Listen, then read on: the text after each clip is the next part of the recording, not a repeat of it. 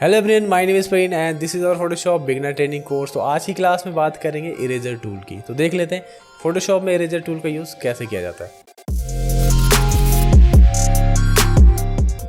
Tool bar में आप देखोगे तो ये हमारे पास है इरेजर टूल। यहाँ पे अगर आप राइट क्लिक करोगे तो टोटल 3 टाइप के हमारे पास इरेजर टूल है। पहला है इरेजर टूल, दूसरा है background eraser tool and third है हमारे पास मैजिक इरेजर टूल। ठीक है, तो तीनों इरेजर टूल है। देखते हैं कैसे काम करते हैं। पहला टूल है इरेजर टूल। इरेजर टूल का शॉर्टकट है ई, तो ई प्रेस करके भी आप इरेजर टूल को सेलेक्ट कर सकते हो। तो इरेजर टूल आपको अगर अपने लेयर के ऊपर से कुछ भी इरेज करना तो सिंपली आप इसका यूज़ कर सकते हो। ये आपकी इमेज से कलर को इरेज कर देगा और उसको जो है ट्रांसपेरेंट कर देगा। ये वैसा ही टूल है जैसे ब्रश टूल है। तो ब्रश टूल से आप क्या करते हो, सिंपली इस तरह से ब्रश टूल कलर को ऐड करता है। ठीक है, और अगर आप इरेजर टूल से इरेज करोगे तो ये उस कलर को रिमूव कर देगा, यानी उस एरिया की जो पिक्सल है उसको ट्रांसपेरेंट कर देगा और बैकग्राउंड कलर आपका यहाँ पर आ जाएगा। ठीक है, तो सिंपल है, जस्ट आपको टूल सेलेक्ट करना है। तो यहाँ पर जैसे हमारे पास ये हमने जो है ब्रश टूल से इस तरह से कलर ऐड है हमारा। ठीक है, आपको कुछ इरेज करना है तो सिंपली आपको यहाँ से इरेजर टूल लेना है और ये जो है इस तरह से इरेज कर देगा। ठीक है, ये वैसा ही है जैसे ब्रश टूल है। अगर आप राइट क्लिक करोगे तो यहाँ पर इसके ब्रश का साइज़ आप छोटा बड़ा कर सकते हो। ऑप्शन में आप देखोगे टॉप में, तो यहाँ से भी आपको सेम वही ऑप्शन मिलते हैं जो आपको ब्रश टूल में मिल जाते हैं। तो पहला ऑप्शन यहाँ से आप साइज़ छोटा बड़ा कर सकते हो, हार्डनेस कम ज़्यादा कर सकते हो और ब्रश की टिप आप यहाँ से जो है चेंज कर सकते हो अपने हिसाब से, जो भी आपकी ब्रश को यहाँ पर रखना है। ठीक है, तो जैसे हमने लास्ट क्लास में ये एक बटरफ्लाई बनाई थी कस्टम ब्रश, तो इसके थ्रू भी आप इस तरह से जो है इरेज कर सकते हो। यानी सेम वैसे ही टूल है जैसे ब्रश टूल है, बट ये क्या करता है आपकी लेयर के ऊपर जो भी कलर है, जो भी डिज़ाइन है, चाहे आपकी इमेज है, चाहे आपका कोई टेक्स्ट है, तो उसको क्या कर देगा, ट्रांसपेरेंट में वहाँ पर कन्वर्ट कर देगा कुछ इस तरह से। ठीक है, तो काफ़ी सिंपल है। तो राइट क्लिक करके भी सब सेम वैसे ही ऑप्शन है जैसे हमारे पास ब्रश टूल के अंदर आते हैं। यहाँ से भी आप जो है इस तरह से ब्रश की टिप को आप इस तरह से कस्टम कर सकते हो, हार्डनेस कम ज़्यादा कर सकते हो, या डिफरेंट टाइप की आप जो है ब्रश टिप का यूज़ करके आप वो इरेज कर सकते हो। जैसे कि मैंने आपको बताया था ये बटरफ्लाई है, इस तरह से आप जो है इसके थ्रू भी इरेज कर सकते हो। ठीक है, ऑप्शन भी सिमिलर है, सेम वैसे है। यहाँ पर मोड मिल जाते हैं, आप पेंसिल में मोड कर सकते हो या ब्लॉक में कर सकते हो, इस तरह से ब्लॉक, या फिर आप नॉर्मल जो है इसको ब्रश में ही इस तरह से जो आपका नॉर्मल राउंड ब्रश है इस तरह से आ जाएगा। ठीक है, तो जो भी आपकी टिप होगी, अगर आपके ब्रश में है तो इस तरह से वो ब्रश की टिप आ जाएगी। अगर आपका ब्लॉक में है यहाँ पर इस तरह से, तो इस कंडीशन में आपको जो है राइट क्लिक नहीं होता है, यहाँ पर आपकी ब्लॉक शेप में ही जो इरेज करेगा। ठीक है, और इस तरह से कर सकते हो। पेंसिल में भी सेम वैसे ही है, अगर आप पेंसिल यहाँ से लेते हो तो इस तरह से आप पेंसिल शेप में इसको इरेज कर सकते हो। तो इसको अभी के लिए ब्रश में ही रखते हैं। तो ऑप्शन सारे सेम है, जैसे ओपेसिटी हो गया, फ्लो हो गया, स्मूथ हो गया, ये सारे ऑप्शन वही है जो आपके ब्रश टूल में मिलते हैं। तो नेक्स्ट टूल इसके अंदर है बैकग्राउंड इरेजर टूल। ये जैसे कि नाम से आपको समझ में आ रहा है बैकग्राउंड इरेजर, तो कैसे ही बैकग्राउंड को इरेज करेगा आगे देखेंगे। इससे पहले हम बात करते हैं मैजिक इरेजर। तो मैजिक इरेजर टूल भी सेम वैसा ही काम करता है जैसे आपका मैजिक वांड काम करता है। तो अगर मैं आपको मैजिक वांड से यहाँ पर सिलेक्शन बना के दिखाऊँ तो ये आपकी जो है सिलेक्शन को क्रिएट करता है। टॉलरेंस आप देखोगे यहाँ पर 50% है, तो उसकी अगर मैं 30% करूँ और अब यहाँ पर दोबारा से इस तरह से सिलेक्शन बनाऊँ तो यहाँ पर आपको दिख रहा है कि मैजिक वांड के थ्रू जो है किस तरह की सिलेक्शन बनी है। अगर हमने टॉलरेंस को रखा है 30। ठीक है, सेम वैसे ही यहाँ से मैं मैजिक इरेजर सेलेक्ट कर लेता हूँ और इसको भी यहाँ पर टॉलरेंस पे 30% ही रख देते हैं। ठीक है, तो अब मैं यहाँ से कंट्रोल डी करता हूँ और उसके बाद मैं इस एरिया में यहाँ पर जो है क्लिक करूँगा तो आपने देखा कि यहाँ पर ये सेम वैसे ही काम कर रहा है, बट ये क्या कर रहा है, सीधा डायरेक्ट सिलेक्शन को क्रिएट नहीं करेगा, ये सीधा आपकी जो है इरेज कर देगा उस एरिया को। ठीक है, तो अगर आपको इस तरह से भी करना है तो ये क्लिक करते जाओ और ये उसी तरह से इरेज कर देगा। तो सेम ये वैसे ही काम कर रहा है जैसे मैजिक वांड करता है। तो मैजिक वांड क्या करता है, आपकी सिलेक्शन बनाता है। जैसे कि यहाँ पर मैं सिलेक्शन बनाऊँ तो कुछ इस तरह की आपको सिलेक्शन बना के दे रहा है। ठीक है, और अगर मैं यहाँ पर जो है मैजिक इरेजर से कर रहा हूँ तो ये सीधा उस सिलेक्शन को इरेज भी कर रहा है। ठीक है, साथ के साथ। तो काफ़ी सिंपल और काफ़ी इजी टूल है ये। इसको आपको ऐसी जगह पे यूज़ करना है जहाँ पर बैकग्राउंड कलर सॉलिड हो। तो सॉलिड बैकग्राउंड में ये काफ़ी अच्छे से काम करता है। जैसे कि मैंने आपको बताया कि जो मैजिक वांट हमारा वो भी सॉलिड बैकग्राउंड पे काफ़ी अच्छे से काम करता है। तो जैसे हमारे पास ये कैट है और यहाँ पर सॉलिड एक बैकग्राउंड है, मैं अगर क्लिक करूँगा तो सिंगल क्लिक में ये बैकग्राउंड पूरा इरेज हो जाएगा। ठीक है, तो आप चाहो तो इसका यूज़ कर सकते हो या फिर पहले सिलेक्शन क्रिएट करो उसके बाद आप इरेज कर सकते हो। तो सिंपल से ये टूल है। अगर आपको बैकग्राउंड को इरेज ही करना है किसी भी बैकग्राउंड को तो सिलेक्शन टूल की क्लास देख सकते हो। काफ़ी सिंपल होता है सिलेक्शन के थ्रू जो है इरेज करना। तो अगर आप चाहो शॉर्टकट फटाफट से इरेज हो जाए चीज़ें तो इसका भी यूज़ कर सकते हो। ठीक है, एज अ बिगिनर ये टूल यूज़ होते हैं, आप इसका यूज़ कर सकते हो। नेक्स्ट टूल है इसमें बैकग्राउंड इरेजर। तो जैसे कि नाम से आपको लग रहा है बैकग्राउंड इरेजर, तो इसको भी देख लेते हैं कैसे काम करता है। इसके लिए हमारे पास है एक इमेज, देख लेते हैं किसी और इमेज में, फिलहाल के इसको हटा देते हैं यहाँ से। तो इस वाली इमेज में ट्राई करते हैं किस तरह से काम करता है। आपको यहाँ पर समझाता हूँ कि अगर आप यहाँ पर जो है मैजिक इरेजर से करोगे तो इस तरह से होगा।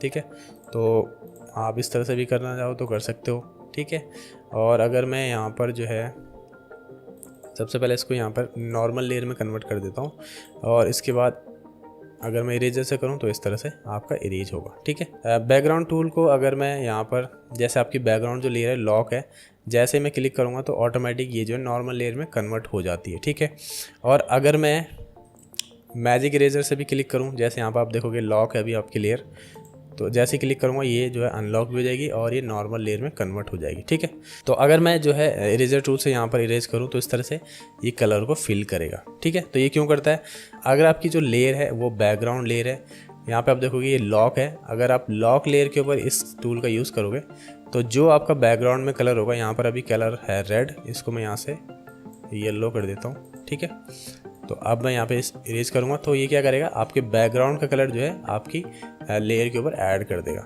अगर आपकी जो बैकग्राउंड लेयर है वो लॉक है। ठीक है, तो अगर आप इस तरह से लॉक लेयर पे अगर इसको यूज़ करोगे तो आपको लगेगा जैसा ब्रश टूल काम करता है वैसा ही काम करेगा। ठीक है, ये आपको जो है इस तरह से कलर को फिल कर देगा। राइट, तो इसके लिए आपको क्या करना पड़ता है कि इस लेयर को आपको जो है कन्वर्ट करना पड़ता है एज अ नॉर्मल लेयर में। तो जैसे आप डबल क्लिक करोगे यहाँ पर तो ये ऑप्शन आता है, और उसके बाद आप ओके करोगे तो ये नॉर्मल लेयर में कन्वर्ट हो जाएगा। ठीक है, उसके बाद आप क्लिक करोगे तो इस तरह से इरेज करेगा। ठीक है, तो ये चीज़ आपको ध्यान रखनी है, अगर आपका कलर फिल हो रहा है आपकी लेयर के ऊपर तो इसका मतलब आपकी जो बैकग्राउंड लेयर है वो लॉक है। ठीक है, चलिए तो अब बात करते हैं फटाफट बैकग्राउंड इरेजर की और करते हैं इस क्लास को ख़त्म। तो कैसे यूज़ होता है इस टूल का, सिंपल है, अगर मैं इस तरह से इरेज करूँ तो ये जो है इस तरह से पूरा ही इरेज कर रहा है। ठीक है, बट ये बैकग्राउंड को इरेज तो नहीं कर रहा है।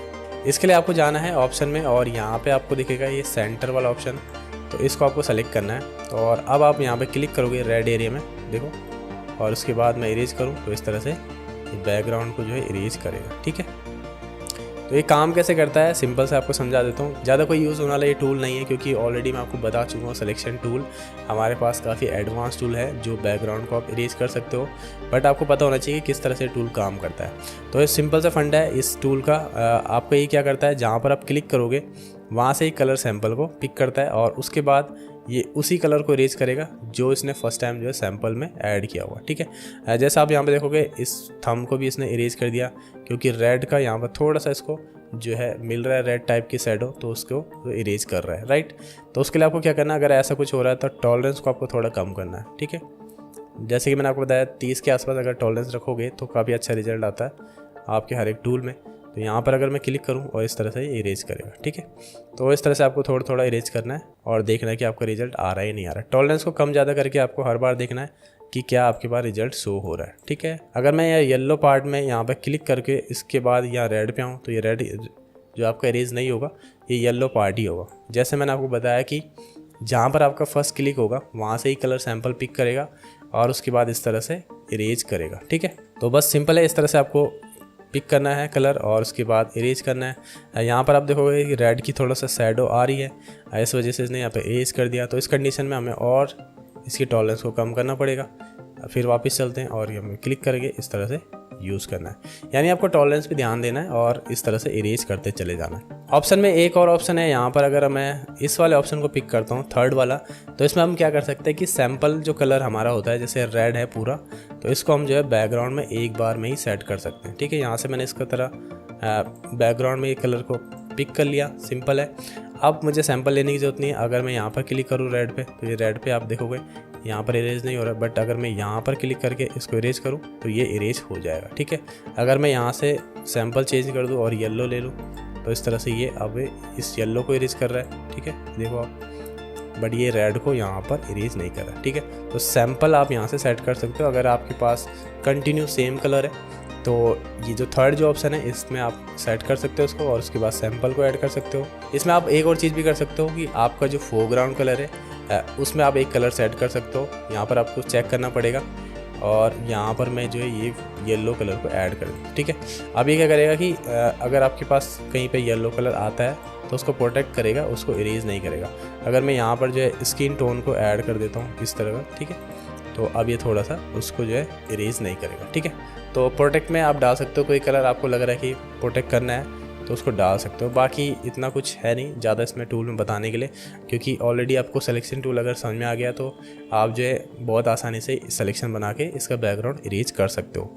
बट आपको टूल का पता होना चाहिए कैसे काम करता है। लिमिट के अंदर आप जो है लिमिट सेट कर सकते हो, यहाँ पर रख सकते हो आप डिसकंटिन्यूअस, कंटिन्यूअस और फाइन एजेस। तो फाइन एजेस में आपको जैसे हेयर वाला जो पार्ट है वहाँ अगर आपको फाइन करना प्रॉपर, ये थोड़ा सा साफ कर देगा वहाँ पे चीज़ों को, वहाँ पे रख सकते हो। अगर आपको डिसकंटिन्यूअस रखोगे तो कंटिन्यू, आप यहाँ पे देखोगे, अगर आपको जूम करके दिखाऊं तो जहाँ पर ये जो ब्रश का आपका ब्रश जाएगा वहाँ पर ये प्रॉपर उसको इस तरह से इरेज कर देगा, ठीक है। बट अगर मैं यहाँ पर जो है इसको कंटिन्यूअस में रखूँ तो इस ब्रश के अंदर आपको दिख रहा है एक प्लस का साइन है, तो जहाँ जहाँ पे प्लस का साइन जाएगा वहाँ से ही इरेज करेगा। कुछ ऐसा पार्ट होगा जहाँ पर आपको मैं दिखाऊं, ठीक है। तो अब यहाँ पे दिखा दे, तो ये जहाँ जहाँ पे प्लस का साइन जाएगा वहाँ से ही इरेज करेगा, ठीक है। और ये प्लस का साइन जहाँ पे क्लिक होगा वहाँ से ही सैंपल पिक करेगा। बट अगर ये डिसकंटिन्यूअस की कंडीशन में है तो इसका जो पूरा रेडियस होता है उसके थ्रू पूरा ही एक बार में एक कलर को पिक कर लेगा और इस तरह से इरेज कर देगा, ठीक है। राइट क्लिक करके इसमें जो है आप साइज़ को छोटा बड़ा भी कर सकते हो, जैसे कि हम ब्रश टूल या इरेजर टूल में करते हैं। यहाँ पे हार्डनेस का ऑप्शन है, स्पेसिंग का ऑप्शन है, और यहाँ पर जो ब्रश की टिप को आप जो है यहाँ से थोड़ा सा मॉडिफाई भी कर सकते हो। तो इसकी कोई ज़रूरत नहीं है, मैंने आपको बताया कि ऑलरेडी हमारे पास अच्छे टूल है, ठीक है। तो ऑल्ट के साथ भी आप जो साइज़ को छोटा बड़ा कर सकते हो, जैसे कि मैंने आपको ऑलरेडी बताया है हर वीडियो में। फिर से बताया तो ऑल्ट आपको प्रेस करना है और राइट क्लिक आपको यहाँ पर होल्ड करके रखना है। इसके बाद आप जो है मूव करोगे अपने माउस को इस लेफ्ट राइट, तो आपका साइज़ छोटा बड़ा हो जाएगा, राइट। बहुत सिंपल है। अप डाउन पे ये जो है हार्ड और सॉफ्ट होता है, ठीक है। तो बस ये थी आज की हमारी क्लास। आई होप आपको आज की क्लास में समझ में आई होगी कैसे बैकग्राउंड इरेजर का और कैसे मैजिक इरेजर टूल का यूज़ किया जाता है। इरेजर टूल हमारा सिंपल सा टूल है, बट आपको देखना है बैकग्राउंड इरेजर टूल काम आ सकता है आपका कई बार, अगर आप यूज़ करना चाहो तो कर सकते हो। जैसे कि मैंने आपको बताया सिलेक्शन टूल है हमारे पास बैकग्राउंड को इरेज करने के लिए, बट फिर भी अगर आप बैकग्राउंड इरेजर टूल का यूज़ करना चाह रहे हो तो आप कर सकते हो। अगर आपका जो है बैकग्राउंड प्रॉपर इरेज नहीं हो पा रहा है इस टूल के थ्रू, तो आप सिलेक्शन टूल का भी यूज़ कर सकते हो। तो सिलेक्शन टूल की हमारी क्लास है, अगर आपको वो क्लास नहीं देखी तो वो क्लास भी देख सकते हो। तो नेक्स्ट क्लास में हम बात करेंगे gradient tool and paint bucket tool की। तो तब तक के लिए आप जो है प्रैक्टिस कीजिए। मैं मिलता हूँ आपको नेक्स्ट क्लास में।